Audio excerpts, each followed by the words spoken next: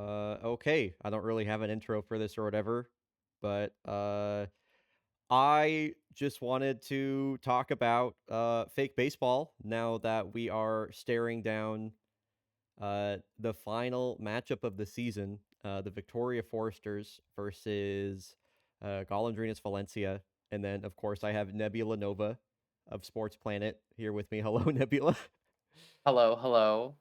We actually literally just got done watching the Mariners win in 15 innings 'Cause holy shit, what versus was that? versus the Tigers, and yeah, now okay, let's get some game volume going. Um, Let me turn that down a little bit actually. Anyway, now we're here to talk some fake baseball, I guess. Um, Yeah. Man, I think I have a lot to say. This is going to be the first kind of recap, this week in fake baseball, whatever I'm calling this, like fake podcast thing. The fake Uh, baseball, fake podcast. yeah, the last time that actually is pretty good. Actually, that's a good name. Um, the last one we recorded, I'm actually like a dingus and recorded over. I had to change some recording settings for the instant replay to work the way it does, and I overwrote that other file like kind of without thinking. So anyway, this is all to say it's been a minute, so there's a lot to talk Yeah. about. Um, Yeah, the last time we were over here in the booth recording one of these sessions was what, like, I think just over halfway through the season when we were putting in our like, mid-season yeah, predictions for who was going to make the playoffs. yes, And I think all of those have gone a little crazy. and oh, I guess I should here, let me share my screen to you real quick, Nebula. Yeah. Okay. Um, just to give a quick recap, kind of, I guess, on everything that maybe since the last episode. Very crazy end to the year. Uh, Kodiaks did a lot of things to try and fix their bullpen. We had Shredberg on the broadcast. It was all the way down the line, just an incredible battle in the Urban Atlantic. Southern Heat was also very up and down. Uh, Oh yeah. the East got set relatively pretty early on that it was going to be these four teams: Valencia, Palermo, Busan, uh, Johannesburg. But But it huge wasn't battles in the Atlantic. Go ahead, Nebula, all the way down the I stretch. was I was also gonna say it was a huge battle in Eurovision for who is actually gonna take that first That seed one seed. into their division playoffs. And ultimately, here's how it would lay out. Kodiaks end up finishing the year actually pretty hot. They end up 49 and 31, which was, I might add, the exact record I predicted they would get. Victoria Foresters get the wild card, going 44 and 36. They get hot down the stretch at the right time. They were always in the wild card race. They led it multiple times, so nice to see them lock it up. They finished one game off my predicted record for them, which was 45 and 35. So definitely feeling like, uh, it's nice to know that after simulating countless seasons of this and countless games, I kind of have like, okay, I do have like an understanding of maybe ball in this game a little bit, Yeah. which is always fun. Anyway, enough blowing smoke at my own ass. Moving on, Southern Heat was really tight all the way down the stretch. It came down to a run differential tiebreaker, as Nebula and I have lamented many times. Los Bomberos Oh, lost their final game of the season 0-11. So, and it came down to a run differential tiebreaker. So, yeah. had controlled Because their own destiny, came up short. Very tough stuff.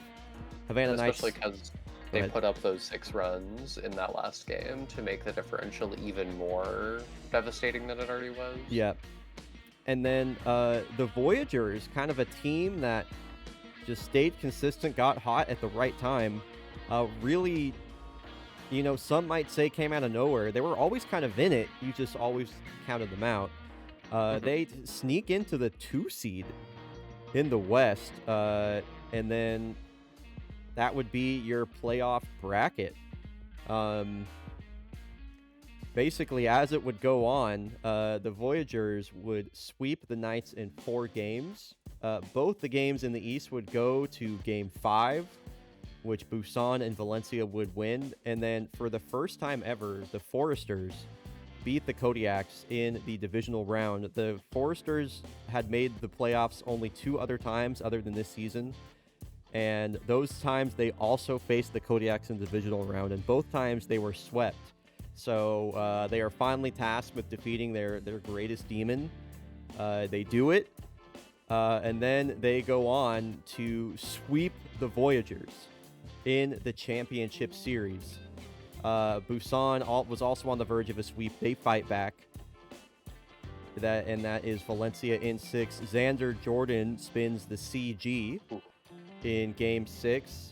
So, yeah, only allowed 1 run. Was pretty amazing stuff. And so, after the quick recap, just to talk about the final matchup that we're going to be looking at here, Victoria versus Valencia. This is something I mentioned to Coach Anarchy on the broadcast, but now after the dust is all settled and it's all said and done, I truly feel like the 2 best teams in baseball are meeting in the finals. Like, I feel like this is a very deserving final matchup. I think it's really exciting. I think the pitching matchups in particular are really, really interesting. And yeah, I'm just curious. I just can't wait. I'm happy to hear any of your thoughts about any of that, Nebula. Oh, because I'm so excited. I would have to agree with you. Genuinely the 2 best teams in baseball. I remember right at the beginning of the season when we were discussing, like when you were posting your predictions in the fake baseball blog channel. Shoutouts to the blog. Without it, a lot of stuff would have gone undocumented. But I just remember the Valencia and Victoria were both teams to keep an eye out for, especially because of their, like, they've just been playing high, and that the lineup looked scary right off the bat, and it proved it was. So I'm super excited to watch these 2. It's going to be a beautiful duel. I would love to see a lot of what the Foresters brought in their sweep against the Voyagers. Because there were a couple games I saw against the Kodiaks where it did look sort of like a wet noodle of a Victoria Foresters team. They got shut out. Every game they lost was a shutout. Yep. Which I think, probably the most interesting thing about that. So yeah, definitely have shown that they're susceptible to their bats just going cold. Yeah, exactly. Another thing I would like to point out about this postseason we've watched is the 2 most winningest teams in baseball, the Cascadia Kodiaks and the Johannesburg Springboks, are knocked out in round 1, which frankly, I mean, like, that was something that sort of caught me off guard, right? Especially with the Kodiaks winning their division, top of the Western Hemisphere. The entirety of the Western Hemisphere and the entirety of the league in game wins. And the Springboks, which have always been a scary team, and especially with some of their off seasons or some of their mid-season signings, looked a lot scarier as well. And so I just thought that was a sort of like, it caught me off guard, but it was a very, very exciting set of games to watch, especially the blowy box games were. Oh my god, they were fucking electric. It's true. They were quite good. Yeah, the Blowfish just out of the gate swinging. Their starting pitching was so good throughout the entire postseason. Of course, it was the biggest storyline was they had a 3-0 lead in the series, and they had held the Springboks to 1 run over 21 innings. So their starting pitching was going deep. They were hitting the ball well, 6-0 in that Game 3. And then, of course, Game 4 was when Springboks bats finally woke up. They put up an 11 spot force a Game 5. Busan able to pretty handily close out that Game 5. It was not close. Yeah. And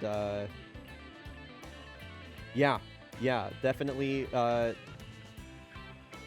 it impressed me. I didn't think they would do it. I mean, when you have teams that have struggled historically, yeah, they just haven't really earned that respect in your head yet. But yeah, just consistently had guys showing up at the right time. And unfortunately, it would be a lot of those same guys just kind of disappearing, I think, in this ELCS versus Valencia. Now, I will say, again, all of these games were so close. I think... Oh my god. I think Game 6 was the scoreline. Yeah. Does not reflect. Game 6 was the only one that, was put... They put up that 5 runs pretty early on, but yeah, Game 1 was a 1-run game. Game 2, the Blowfish had a big rally going in the 7th. They almost tied it up. It was like a bases-loaded opportunity when they lost 4-6 there. Of course, Game 3, a 0-1 shutout. Could not be closer. Game 4, the Blowfish had a 4-run lead. A 5-run lead. Valencia scores 4. That got really nervy toward the end. Game 5, 2-run game. It was so close the whole way through, and Busan blew that lead in Game 1. So just so easily could have gone to 7 games, and then also these games were so winnable if Busan's offense would have done anything. Exactly. Down the stretch there. It can't just be a pitcher's duel at the end of the day. You got to put some runs on the board, and especially against a team like Valencia with a lot of back-to-back hot bats.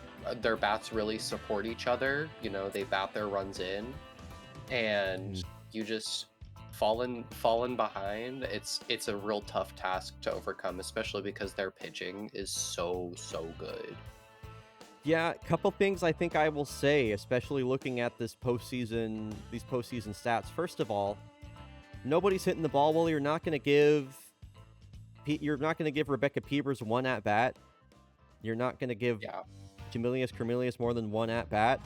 Like, Rebecca Peebers off the bench for you was a 400 hitter, and 10 hits and 25 at bats, 2 homers. Give the girl a shot. I don't know why she wasn't given a second of playing time, especially as a lefty bat, because fucking Destin Agassi wasn't doing jack shit. Yeah. All love and respect to Alley Cat. Rebecca plays second base, and she plays a decent second base. Alley Cat wasn't doing anything in the field. He wasn't doing anything at the plate. I just feel like the series was so winnable for the Blowfish, and nobody showed up. I mean, the OPS at the bottom here, these are your guys. Caden Diligence for them in the regular season, 9 homers, 288, but like he was their guy. He was one of their big lefty power bats. Nowhere. And then same goes for Destin Agassi. They kept leaning on him so much. He was, again, another huge part of their lineup. 67 games, he DH'd. 295 batting average, 7 homers, disappeared. So I think definitely the Blowfish fan in me is very frustrated. Oh my god, yes. Especially watching with how well Darigold Tillamook was playing. Like, she was the fucking player of the postseason for me. Hitting at a fucking, what was it, like a 1300 OPS in the postseason. There it is. And, I mean, 2 homers in the postseason. Like, she was batting runs in. She was hitting the ball hard. She didn't. 3 stolen bases. Yeah, she stole 3 bases. She had that outfield assist. Yep. She literally, I mean, we clipped it earlier against Valencia, but the fucking her rocket of an arm. Yes, yeah, that outfield assist. Yes. Here we go. Yeah. Got it up right here. As the Blowfish bullpen is blowing this game, another ball hit up the middle. Here's the throw to the plate from Tillamook. It is the top. Because you literally Oh said my God, they were Derek blowing the Tillamook! game wide open. She's done it again. That was Yeah, a that was game huge. saving throw. No, true, because they had, as you can see in the clip, they had scored Back. 4 in that inning. As the Yeah, Blowfish so- bullpen is blowing this Man, game. Blowfish, it Another ball wasn't hit for up a the lack middle. of trying. Here's the throw That's to the for plate sure, from Tillamook. just- It is. And I mean, the paycheck stealer Oh earning my his God, keep Derek. in Yeah. the postseason as well. I feel like if you make it on a team with heliocentric orbital and he gets to the postseason, he tends to hit the ball. I mean, I feel like in my heart, you know. Yes. I feel like he's always like one of those, like, he comes more alive during the postseason. He 100% is, especially in his last 2 appearances. I think for some reason I'm criticizing the guy that was second on a team in OPS in the postseason. Yeah. I really, I think also this is no credit to Helio. But man, I would have loved to see him get the ball out of the park a bit more. Yeah. You know, if bless his heart. I mean, he also, man, that's right. He walked 8 times. There was that Yes. game he had, like, I guess he wasn't really getting pitches to hit. I really can't fault the guy. It's just, I would have liked to see more power from him. He did. And he had the extreme brain I damage mean, earlier in the 4 of his- season. yeah, 4 of his 10 hits were extra base hits. Like, that's not bad at all. Just anyway. It is just, especially with a ballpark as small as the Fishbowl, Mm-hmm. it was surprising a little bit to me to see a lack of homers. It felt like a lot of small ball from the. Damflock the also Blowfish. disappeared down the stretch there. I know. Damflock, and I mean, Dakota wasn't playing at like the MVP level that I know he can. I know at the very least. Dakota was games so that disappointing. Yeah, he In the games very that I commentated, I was very harsh on him, and that did get called out. But at the same time, he's your A+ star center fielder, and hitting for a 550 OPS through the postseason. Yeah. It's frustrating as a Did he- Blowies fan. 4 stolen bases, 2 caught stealing. Yeah. Yeah. Only 3 runs scored in that leadoff spot the entire time. Yeah, that's tough. Anyway, I'm personally, now that their season is over, I am curious, especially I'm looking a lot towards Derigold Tillamook, whether she's going to stay with the Blowies, whether she's going to, leave I for hope free they, agency I hope and they try and get keep back her. elsewhere. Yeah, I hope she sticks around. That Me too. is a good core of players they have on that Blowfish team. They definitely, no reason they can't run it back next year. Yeah. Yeah, hope she sticks around. I mean, what a rookie year for her. 100%. So, And while we're talking about a little bit of disappointment, that Corsa squad, the number of end of game just losses, like the heartbreakers, the errors that we saw, the injuries on that Corsa squad, it really just, it was kind of devastating. yeah, they had a couple of really bad errors Yeah. late in games. Kind of interesting. They had Sunday's a error kind of really- surprising really amount of weird. errors too in the regular season. Sunday Calabasas 4 errors, Pascal Bernard 3 errors. So, maybe not as defensively as sound a team as I thought, because whenever we would watch them, I mean, Robin Ruffner had one of the catches of the year, right? Yeah. We didn't really witness a lot of that, but apparently it was a thing. I mean, Sunday Calabasas 4 errors in the regular season. Boom. He had that. They should have turned that double play. He had that really bad error. I forget which game it was.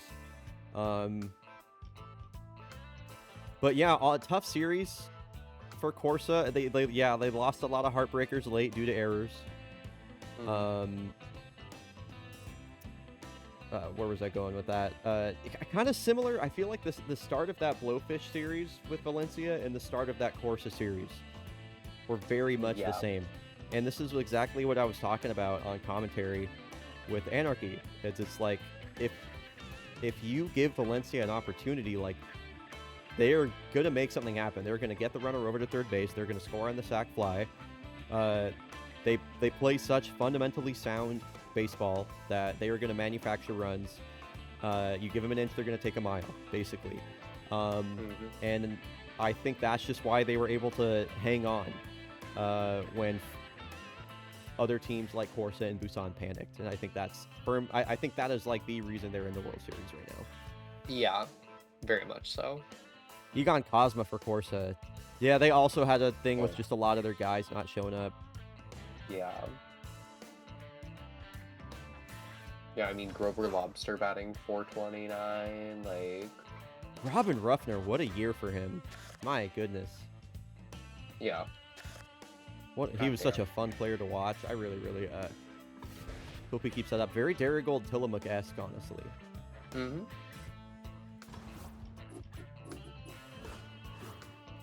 Man. To, like, hook it back around the horn, I know we talked about this right after commentary last week, but the Knights losing 0-4, yeah, and scoring 8 runs over the course of those 4 games. Yeah, you know what? That's a good thing to talk about, actually. That'll be another good part of the recap thing. The Knights carried a lot of different players on their roster this year, and there were several players that they cut down the stretch in favor of other players that just did not pan out. It was really quite shocking. So these were the big 3 that I highlighted. They got rid of Brock Beefton and Riker Odom and Nevada Steady. And I get that Nevada Steady and Riker Odom are like 35 and 41, but these are also guys that appeared in 50-plus games, combined to hit 14 home runs, both OPS'd over 830. Riker Odom in particular batting 323. And instead of Riker Odom, you have Marquise Bethia, who slashes 218, 292, 310. You have Aurelia Rosales, who finished her season with a 206 batting average and a 271 on base. I don't know. Sammy Siegel. You signed Sammy Siegel? Dude, the Kodiak midseason drop. You signed Sammy. So anyway, the roster they carried into the playoffs was not the roster that got them there, and that's why, again, this is so frustrating, because I look at this bracket. The Bomberos could have easily made a World Series run. Yeah. The Bomberos are a team. Now, don't get me wrong. I believe the Foresters are firmly the best team in the West this year. They've proven it. Bomberos would have given him... Bomberos would have taken at least a couple games. So, very frustrating how they choked down the stretch. Yeah, this series was a tough one to watch. Gotta say. But, man, okay, how about the Foresters? How about those Foresters? Really put it together at the end of the season. And they are getting production all up and down that lineup right now. Pretty much everybody is making an impact. If you look especially at the home runs, really even spread. All up and down the lineup. I want to go through their lineup. Yeah, they got homers at all parts of it. Everybody, I mean, even if Dmitry Petrovic isn't OPSing that high, he's batting 292. Chamberlain Testarossa had a couple big home runs. Seppo Heikkinen, while he's been streaky, has won them games. Crack shots Spumoni, walk-off grand slam. This stat line doesn't say walk-off grand slam on it, but yeah, he did that. He's also stolen 5 bases. Plaid Rasmussen, boo, we don't really care about you. Mercedes Palomar, battling injury, has hit a couple homers. Petrus Rojas, the veteran, OPSing over 900. Truly just one of the best to do it at third base. Has a long history of success in the playoffs. Just a veteran, like one of the hearts and souls of this team right now, in my opinion. He has really settled in to that veteran leadership role, and he's setting the tone at the top of the lineup. Dainty Villanueva showing up from battling through injury. Chamberlain Testarossa has been especially good. Talk about a cornerstone of that team, showing up for them when it matters. Very cool to see. She's been holding down first base for the Foresters for a long time. They got a lot of players that have showed up for them in the regular season, have showed up here. And a lot of homegrown talent, too. Ishwar Khan had that homer that we saw in, I believe that was Game 4 versus the Voyagers. So there's another young guy on their squad that's like a part of this next generation of players. Anyway, their starting pitching has been great. Tyler Brandt kind of bounced back really well from that blow-up start versus the Axe and was unhittable in that series. Their starting pitching has been great. Rafa California hasn't given up a god-dang run. Sayavong looked good when they pitched him again, so great lineup all the way up and down. I mean, this Forester squad, there are a lot of names on here I've been watching year in and year out on this Foresters team that have been a part of the team for a long time. Yeah. And just haven't seen big success. And so I'm just really happy that they're getting a chance. And I guess while we're talking about it, Saf, have I told you where the next team is going? You have, actually. Okay, well, I'll just leave Fake Baseball Insiders. Yeah, I'll just leave this for anybody that actually does watch this all the way. Maybe you will know, but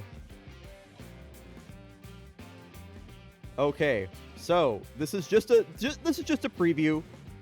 Like this was just me trying to get like a proof of concept. The Victoria Foresters will be the Chicago Dogs coming to Fake Baseball whenever season 21 starts.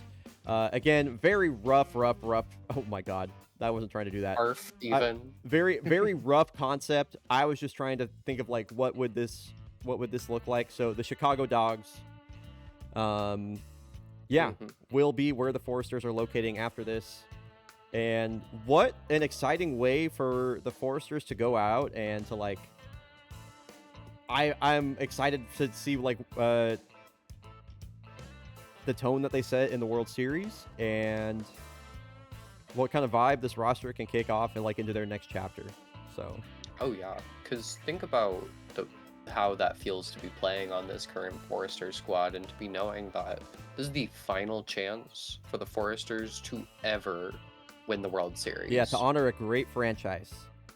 A great franchise, like, for sure. Long-standing franchise, a constant rival of some of the best in the game. Yep. And I mean, think about how many folks on we've called a Kodiak killer, and how many of them have come from the Forester squad. You know. And so I personally, I mean, obviously it's the World Series; they're not going to go down without a fight. But I'm really expecting some heat to get turned up in the World Series coming up. Yeah, exciting stuff. I also got to give a credit to their front office and ownership, especially that in a year where they knew things were moving on, they went out and spent money and tried to attract and successfully attracted some of the biggest talent in Fake Baseball. They've got it done. And yeah, now they've put themselves in the position for the first time in their history to win a World Series. Saf, I'm gonna make a couple, I'm gonna just make a couple shouts for both teams about kind of like what I need to see from who in the World Series, and I think what is gonna spell their victory or defeat. And I would love to get like maybe a prediction or two from you when I've said my piece as well. Yeah. So the Victoria Foresters matching up against Golondrinas Valencia. I mean, what's really important to me is their left-handed bats are gonna have to figure it out. They have a lot of lefties on this roster, especially at the top of it. That being folks like Vlad Rasputin, Petrus Rojas. They like to play Villanueva up in the lineup as well. These guys are, of course, going to have to figure out, for one, how to contend with Xander Jordan, the Cy Young winning lefty on the Valencia roster. Some of them are going to need to show up, period. I, of course, am talking about Vlad Rasputin. Was excellent for them in the regular season. 14 home runs, was among the most on the team. 811 OPS. Has really failed to make a mark. I mean, 5 hits and 30 at-bats. Only 1 RBI. Didn't have that stolen base. That was cheeky. Has been getting his walks here and there. Like, at least his on base is like a .3, but even then... I mean, yeah. You're expecting this guy to swing a hot bat, not just walk. So important for them that they figure it out. Additionally, Remy Linguini is going to have to be hanging on for dear life. He has been decent for them so far. He's been what they've needed. I feel like they definitely have enough looks in their roster as far as lefties and righties go that they can throw different things at you at different times. I really like Sayavong out of their bullpen if he can actually locate. So yeah, definitely a team that I'm going to be looking at their left-handed bats at the end of the day, because their pitching to me has proven that they can hang tough. As we were talking about in that Kodiak series, they went quiet for 3 games and they got blanked. So I'm going to need Rojas to keep doing what he's doing. I'm going to need Rasputin to show up at all. I'm going to need Villanueva to keep overperforming and hitting a hot bat. I think that's going to be the determining factor. Anything from you, Nebula, on this Foresters team?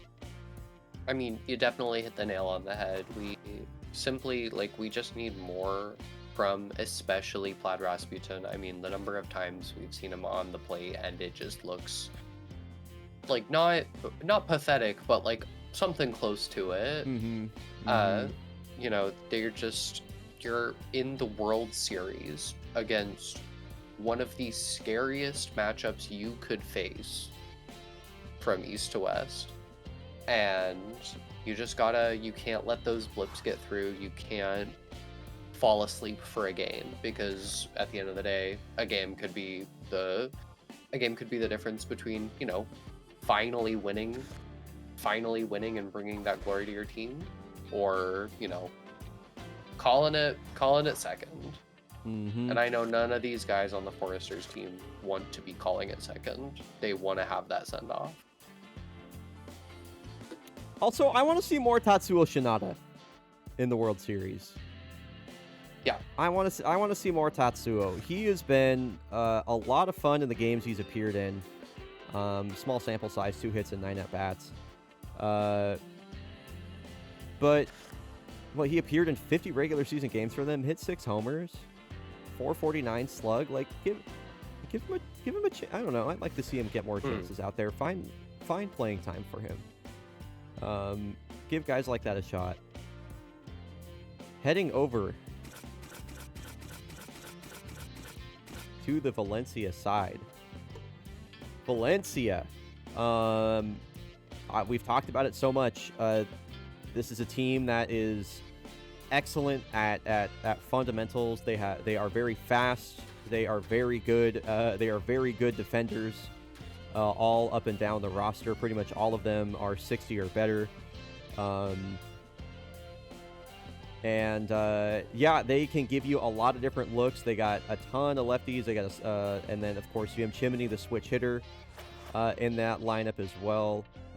Batting 400 through 11 games, 3 home runs, and 1100 OPS. This is a team that, kind of similarly to the Foresters, have a lot of guys that have been cornerstones or considered the future here for a long time that just haven't quite seen this success. They have a lot of young budding stars.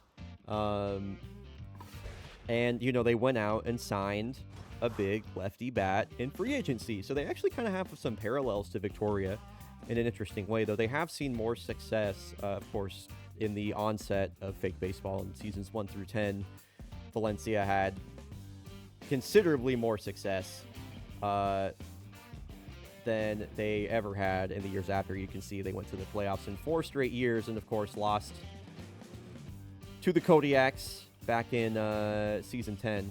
But yeah, this is their first appearance since, and they are well primed, I think, to win this series. I think they are definitively the best team in baseball right now. They've been playing like it for a while. And the key to their success has simply been, I think, 2 things. First of all, their pitching. I talked about Xander Jordan, who has a complete game in the playoffs, 24 innings pitched through 4 games, 26 strikeouts, 2 walks. My God. Has just been getting it done when necessary. Power Slide Jones, we've seen him really turn it up and just strike people out, no problem. Caden Carey, the 41-year-old, didn't allow a run until that, I believe it was game 5 versus Busan. So a lot of games in. Cha-Cha Booger's been great for them. Cosmo Green yet to allow a run. Anyway, just a great team up and down. So I said, so it's going to be good pitching and it's going to be timely hitting. This lineup, while, they maybe they don't have a lot of huge flashy names where they're like, oh shit, this guy can beat me. They do have plenty of guys, again, that play good fundamental baseball. They hit well on 2 strikes. They put the ball in play. They choke up on the bat. They'll still get you with the power. Got multiple guys on this lineup with multiple home runs. Yim Chimney, of course, with 3. But again, it's just been all timely hitting for them. So good pitching, timely hitting, I think that's just kind of really been Golondrinas baseball for a long time, and I'm glad they've kind of put it together. Nebula, I'd love your thoughts. Yeah, I don't think I talked about this earlier, but as you mentioned with Valencia's pitching, not an ERA above 5, especially in a postseason where we've seen ballooning ERAs. We have seen an infinite ERA at one point. That is true. That is very true. These pitchers have been able to, a 5 ERA is not super something that you want to see, but in a postseason filled with, pitchers ending this on an 18 ERA or a 13 ERA, their pitching has been holding it together through all of this. Most of the games that they've played where they've started to give up pitches, the offense has returned in fold, and at the very least brought the game to be close. And something, for Valencia to win, my main prediction, the main thing that I need them to do is to keep on doing what they're doing, because they've looked scary in pretty much every single appearance we have seen them in on stream. Down the lineup, players are hitting hard, they're stealing bases, they're walking, they're playing good fucking baseball.